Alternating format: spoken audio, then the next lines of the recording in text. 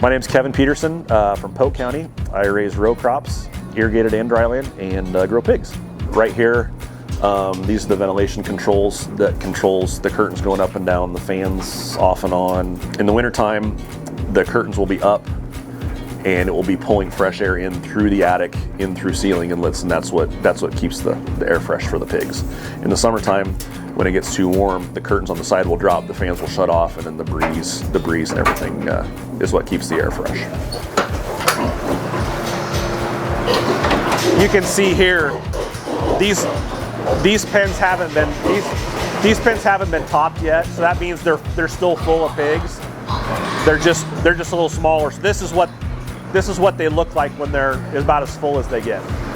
So what the guys will do is they'll come in and they'll mark the biggest pigs. Like this one has a light pink mark on it. So they probably have pigs going out tomorrow.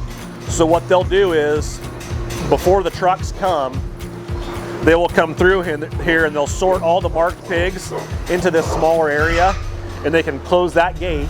They still have feed and water, but then when the truck comes and they're ready to load, all they have to do is open the gate and off they go. They don't have to sort and try to load at the same time. We can be weaned to finish here, so those pigs will come as 12-pound wean pigs. If that's the case, you'll get two groups a year through.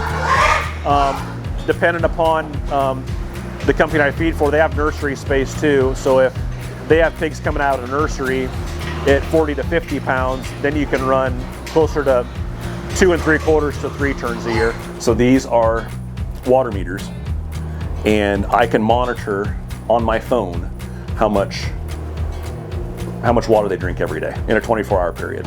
So I have an app on my phone, so it tells me if it's green, I have no alarm conditions. It tells me what the temps are in every room and how much water's been drank in every room. In this room, we're about a third of the way marketed to these pigs. So you can see they've got a lot of space in the pen. Feed comes in, pretty self-explanatory, through these wide augers, drops into these tube feeders. And how you manage, you see some of the flaps are open and some of them aren't.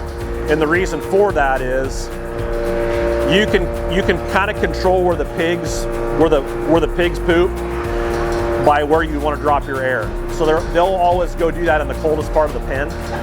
And so in order to keep this walkway as clean as possible, so they're not pooping right up front and then pushing it out here, you'll close the front inlets in a lot of spots, and then this will be the warm spot, so they'll come lay here and sleep here, and then they'll go poop in the back of the pen. Pigs are kind of funny. They don't poop and eat in the same place. So when I came back after college, the row crop and cattle wasn't enough to support another family. And so I had worked in a college internship for a hog production company, and then for a couple of years after college, and I enjoyed doing that. And so when it came time to kind of enter back to the farm, or come back to the farm and add another profit center, then this was what I chose.